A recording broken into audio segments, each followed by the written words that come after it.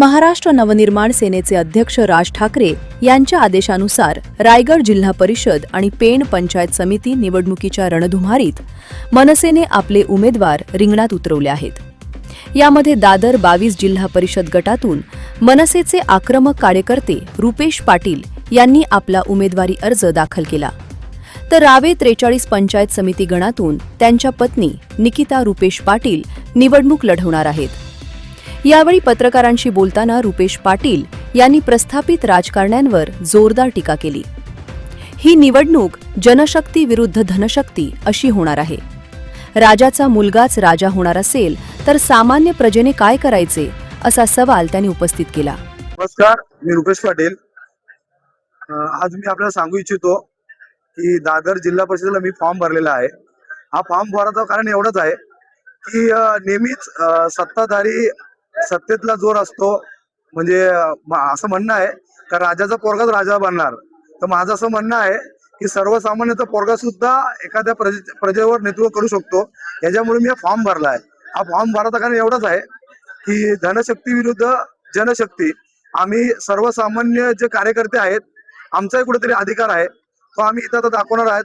आणि मला आपल्यामध्ये एवढंच सांगायचं आहे की ही लढाई आमच्यासाठी खूप कठीण आहे, पण आम्ही आमचं 100% देऊ. आम्ही प्रयत्न करू.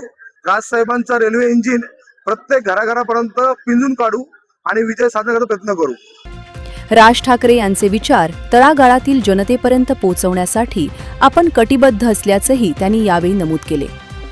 रुपेश पाटील यांच्या पत्नी निकिता पाटील या सुशिक्षित उमेदवार असून त्यांना रावे पंचायत समिती गणातून उमेदवारी देण्यात आली आहे. एकाच कुटुंबातील 2 सक्षम उमेदवार रिंगणात असल्याने या निवडणुकीत मनसेने मोठे आव्हान उभे केले आहे. आमच्यासाठी ही निवडणूक केवळ सत्ता मिळवण्यासाठी नाही, तर ती प्रतिष्ठेची लढाई आहे. राजसाहेब ठाकरे यांनी दिलेला आदेश आमच्यासाठी शिरसावंदी आहे आणि तो आम्ही कोणत्याही परिस्थितीत मोडणार नाही. सामान्य जनतेचा आवाज प्रशासनापर्यंत पोहोचवण्यासाठी आम्ही सज्ज आहोत, असे रुपेश पाटील यांनी यावेळी सांगितले. वैकुंठ पाटील जरी माझे मित्र असले, त्यांचा अजेंडा वेगळा आहे, माझ्या पक्षाचा अजेंडा वेगळा आहे. त्यांचे नेते वेगळे आहेत, माझे नेते वेगळे आहेत.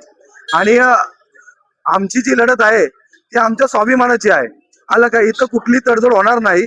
आणि सन्माननीय राजसाहेबांनी आम्हाला जो आदेश दिलाय तो पूर्णपणे आम्ही लढवणार आणि 7 तारखेला आपल्या समोर त्याचा रिझल्ट येणारच. या उमेदवारीमुळे दादर आणि रावे गणातील राजकीय समीकरणे बदलण्याची चिन्हे असून मनसेच्या रेल्वे इंजिनाचा वेग किती राहणार याकडे सर्वांचे लक्ष लागले आहे. जनोदयकरिता विनायक पाटील, पेण.